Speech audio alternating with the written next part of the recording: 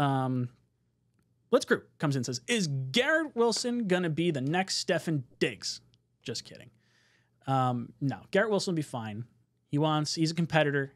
He wants to get everything ironed out perfectly because he knows this season is all about the Super Bowl. I have no concerns about Garrett Wilson whatsoever. Matt, do you think there's a chance that Garrett Wilson could be the next Stefon Diggs?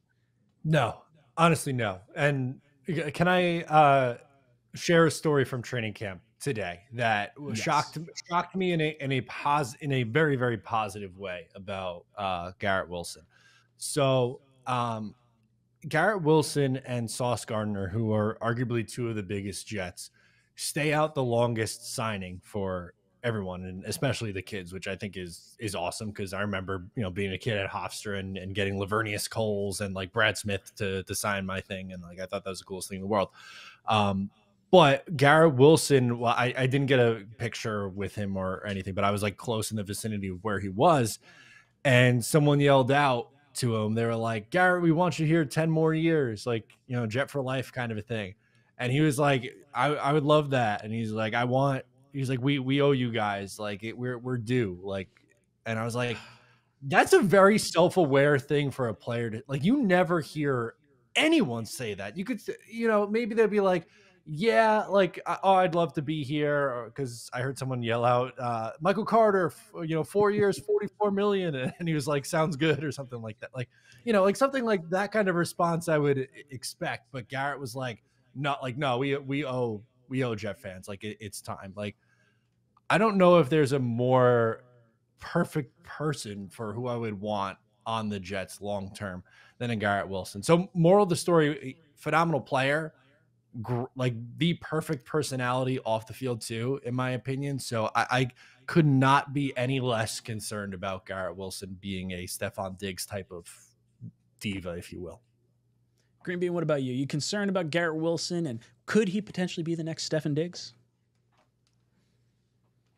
Dude, you know what we're really seeing? Let me just tell you guys this. What we're really seeing is what the Niners and the Ravens level teams have seen for years.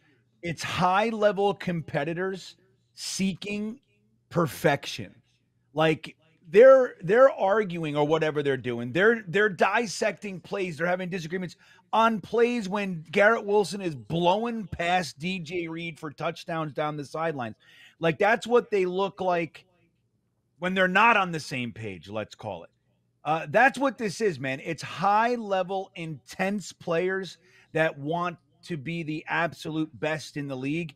And I think Garrett Wilson is poised for an absolute explosion this year. I think that if he's on his game, he's borderline uncoverable, and Aaron Rodgers just so happens to be somebody who can drop it right in the bucket where it needs to be. Dude, this is what we want. When they go to fisticuffs, then it's a different story. But you notice one thing that I didn't see anybody talking about. Breece Hall walks over to the one today that happened today. Did you guys see this? And he listens for a minute, and then he taps on his chest. Like, my bad. That was me. Did you guys see that? If you can find the clip, Ryan, you should show it. It's all over the place.